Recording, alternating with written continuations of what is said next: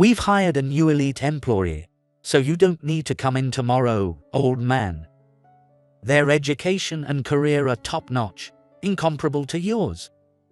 The manager said this to me, despite my 20+ years of uninterrupted service. Hearing such an unreasonable dismissal made me feel like all my efforts were in vain. At the same time, I realized I couldn't work with such a heartless person, so I decided to resign. "Understood," I said, bowing to the hateful manager, and wrote my resignation letter on the spot. The manager was pleased to be rid of me, but it was short-lived. The next day, while welcoming the company president visiting the headquarters, the manager learned an unexpected fact. "By the way, where is my son?" Upon hearing those words, the manager realized the gravity of his actions. "I am Tyler Smith, a 45-year-old ordinary business person. I've always disliked studying and working, even as an adult. However, my serious father forced me to join the company and work, even though I didn't want to. My father is not only serious but also stubborn. My presence in society will only be a burden," I said, but my father wouldn't listen. "It's pathetic. I let you go to college and raised you well, yet this is how you turn out. You probably won't understand just by listening, so get to work." I reluctantly started working, but found it wasn't so bad once I got into it. I started working at a cleaning company. We cleaned everything from air conditioners and floors to mats and the interiors of cars. Requests came in non-stop from both individuals and businesses, keeping us busy. Using the various tools for different cleaning tasks became enjoyable. I got hooked on figuring out the most efficient way to clean using the right tools for each job. There were many types of cleaners, some hazardous to touch, but that didn't matter. I simply enjoyed cleaning. Making something incredibly dirty shine again felt incredibly satisfying. Looking back, I realize I never skipped cleaning, even as a kid. With the support of my coworkers, my skills improved rapidly, leading to my assignment to the headquarters. At headquarters, I wore a suit and worked in sales, but it felt stiff and wasn't fun at all. I quickly found it hard to work there. I've never been great with people, but there was someone I particularly struggled with. This was Mike White, the sales manager. We didn't see eye to eye and almost clashed many times. The manager was extremely self-centered, focused on maximizing profit, and overworking the field employees. He would instruct the workers to perform additional cleaning services not included in the order and then charge the clients extra. Add optional services proactively. If the customers are satisfied, they'll pay. The key is getting as many requests as possible. If a worker refused, he would call them to the headquarters and scold them. His tyrannical methods led to a shortage of workers as they quit one after another. This problem became well known within the company, with concerns growing about the viability of our operations. Yet, the manager refused to change his approach. I once made a direct appeal to him. "Manager, we should stop these aggressive sales tactics. If more employees quit, the company won't survive." I didn't want to see my colleagues, whom I'd worked with, suffer. But the manager wouldn't listen. "You've got some nerve questioning me. Maybe you should go back to the field and work. That way, there'll be no one left to complain." The manager believed his approach was supreme, and anyone who disagreed or couldn't comply was deemed unnecessary and targeted. It felt like someone as clueless as a monkey was running the place. "You've got guts. I like that. From now on, I'll personally assign you your tasks." But from that moment, the manager started treating me like a troublemaker. "Move the cleaning tools from this branch. We have a big job tomorrow."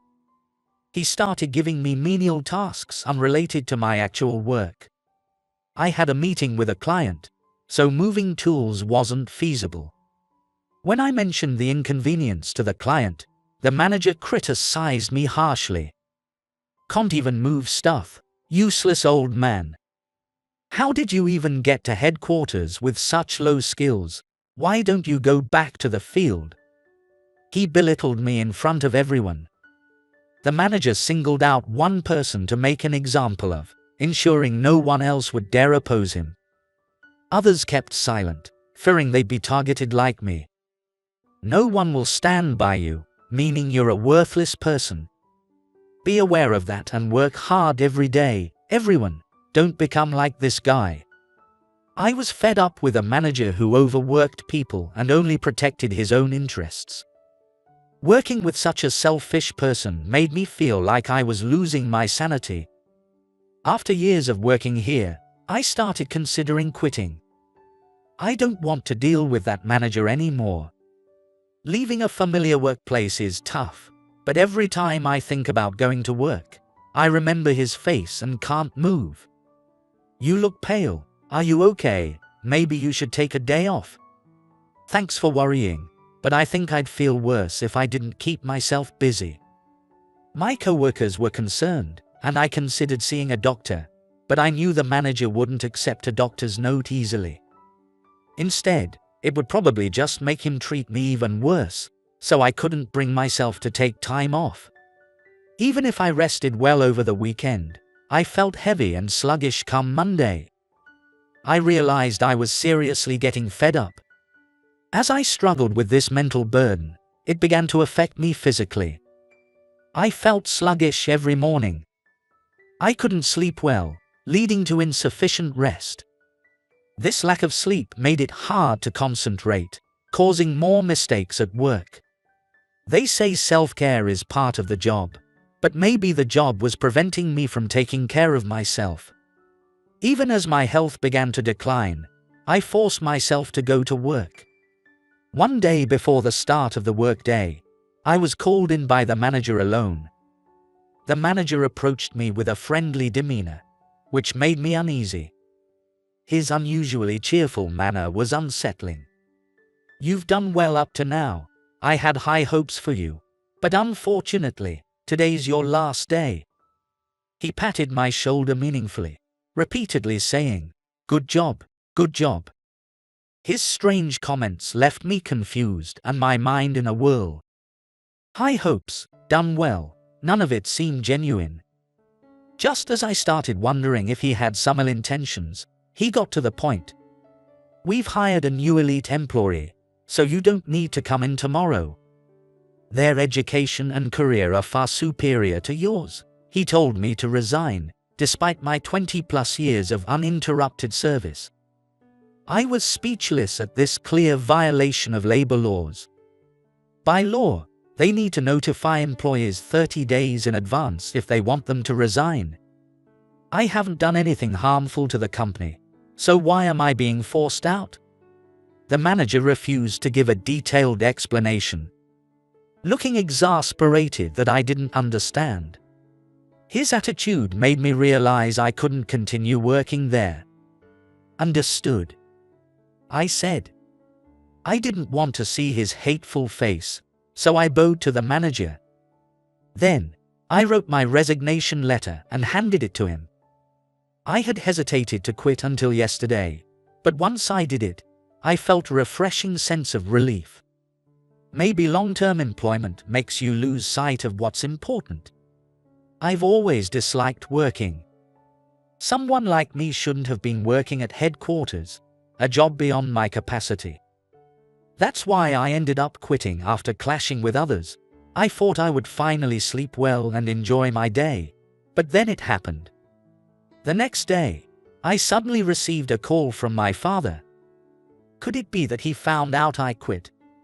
No, that couldn't be. My father wouldn't show up at the workplace now, but my bad feeling was right. "Where are you and what are you doing?" With that one question, I realized my father knew I had resigned. In a heavy voice, he demanded to know what happened and told me to come to the office immediately. I quickly changed into a suit and headed to the office. In the conference room, my father, the president, and the manager were waiting. "Yes, My father was the chairman, Keeney Smith. He built a company with annual sales of $100 million from scratch. Not only is he a brilliant manager, but even at over 70, he still has a burning passion for his work. You finally showed up. I was worried when you disappeared after keeping it up for so long. The manager sitting next to my father looked pale, like a different person from yesterday. He must have realized I was the chairman's son and was shocked. The president kindly prepared a seat for me. Despite the respectful gesture, it only made me more nervous and unable to relax. My father finally spoke. "Why did you quit? You were doing well in the field. I was surprised to find you weren't there when I came to see you." He seemed puzzled. When I first started working, my father often visited the site to check on me. I repeatedly told him not to come because it was embarrassing, but he kept watching over me out of concern. He wasn't mistrusting me, he was just very worried. "I didn't know. I had no idea you were the chairman's son." The manager muttered excuses in a low voice. He seemed eager to deny any responsibility, but it wasn't entirely his fault that he didn't know I was the chairman's son.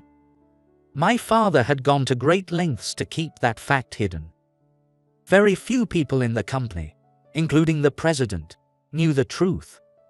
According to my father, this was to ensure that being related to the chairman wouldn't affect my work. "Tell me the truth. What happened that you stopped coming to work?" I found it odd that he said stopped coming. I had submitted my resignation to the manager. I decided to direct my father's question back to the manager. "I didn't just stop coming. I resigned. I gave you my resignation letter, didn't I, Mr. White? I definitely submitted it to you." Caught off guard, the manager became visibly nervous. He started trembling and sweating profusely. Seeing his obvious distress, I began to suspect that he hadn't told my father the truth. If he had forced the chairman's son to quit for an elite new hire, it would be bad for him. As I formed this theory, the manager started to stammer out response. "I didn't want you to quit, so I still have your resignation letter with me." That sounded problematic in itself. And trying to lie at this point, saying he didn't want me to quit, took some nerve. I realized that if I didn't expose the manager's true nature now, the company could be at risk. "Didn't you tell me you hired an elite new employee and didn't need an old guy like me anymore? You said it in front of everyone before the start of the workday." As I revealed the truth, a cold silence fell over the room. The manager started trembling even more, overwhelmed by the tension. "Is that true? I've never heard of any elite new hire. Besides, we've barely had any applicants recently. In recent years, there have been very few applicants, especially young ones, despite our recruitment efforts." Yet, the manager clearly said he hired an elite newcomer. My memory was correct, but the manager remained silent. My father, frustrated, pressed for the truth. "Well, Mr. White, where is this elite new hire? Introduce them to us. If you can do that, I'll put you in charge of recruitment." He offered this as a concession to encourage the manager to confess. But the manager remained silent. "I never said anything like that. It must be a misunderstanding." The manager offered a feeble excuse. Despite being cornered, he seemed determined to protect himself, curling up defensively like a pill bug. Unfortunately for him, there was no one here willing to let him off the hook. "If your account differs from my son's, we'll have to ask the employees who witnessed your interactions," my father said, declaring his intention to investigate. At that moment, the manager suddenly dropped to his knees and bowed deeply. "Please forgive me. If I had known he was the chairman's son, I would never have done this. I've always worked hard for the company's sake." His desperate bow. It was not an effective move. Instead, It only seemed to confirm his suspicious actions. My father sighed, clearly exasperated. If you truly believe you're in the right, you wouldn't need to bow. Stand up and face this. Besides, there have been many complaints about you beyond my son's issue. How do you explain those? I don't know anything about that. We've received numerous complaints from clients in the field. I came to the office today to address those issues, and I was shocked to find out my son had resigned. With that, my father decided to launch a thorough investigation of the manager. The investigation revealed many of the manager's misdeeds. Numerous complaints had been filed against his tyrannical methods, including reports of him threatening employees on site. He came to the site suddenly and threatened me. He said if I didn't follow orders, I'd have to go to headquarters and resign. He would visit branches with poor sales records and threaten employees with termination, forcing them to improve their performance. Several field workers reported this, suggesting it was a common practice. But this wasn't the only issue with the manager. Clients also reported much higher charges than before. An investigation revealed that he had been inflating sales invoices. Shockingly, he was funneling the extra revenue into his own account. This fact came to light thanks to a whistleblower in the accounting department. He told me there was a money-making opportunity, so I did it. I tried to stop several times, but he threatened me each time, so I couldn't do anything. The manager bribed someone in the accounting department to process the inflated invoices and deposit the money into a separate account. The investigation revealed that he had embezzled nearly $300,000. These unprecedented events left my father stunned. One person caused all this. It's unbelievable how much damage has been done by just one person. The manager was consequently dismissed, and the company sought damages from him. The total losses could amount to an astronomical figure. As a result, the former manager was served divorce papers by his wife and now has to spend the rest of his life working to repay the damages on his own. The consequences of living recklessly finally caught up with him. The fate of those who cling to power is indeed terrifying. After that, my resignation was revoked, and I was reinstated in the company. The company's turmoil had spread to the field employees, and I received word from my old colleagues expressing their concern. Even though I had been away from the field for over 5 years, knowing that people still remembered me brought me great comfort. I resumed wearing a suit for sales in the morning and helping out at understaffed job sites in the afternoon. My father told me to stop working in the field, but I felt that my roots were there. Cleaning was a source of joy for me, and working on site was a great stress reliever. My father was exasperated by this, but it was during my field work that I met a female employee who would become my wife. He often remarked, "Only you would prefer cleaning in work clothes over working in a suit, but thanks to that, you found your wife." Life is unpredictable. Eventually, I moved away from the field to work full-time at headquarters. I wanted to increase my income for the sake of my wife, who was expecting our child. Although I had always disliked studying and hard work, I found cleaning fulfilling. I still enjoy cleaning, but now, my family is my greatest joy. For my family, I can endure the discomfort of sales work. One day, I'll likely take over my father's company. There's a lot I need to learn before then. I want to secure a comfortable new home for my growing family and create an environment conducive to raising children. So I need to earn more money. I used to hate studying and working, but now I believe all of it was necessary. I feel like I've grown through my work experiences. Going forward, I will continue to work hard for my family, but I also want to cherish the time I spend with them.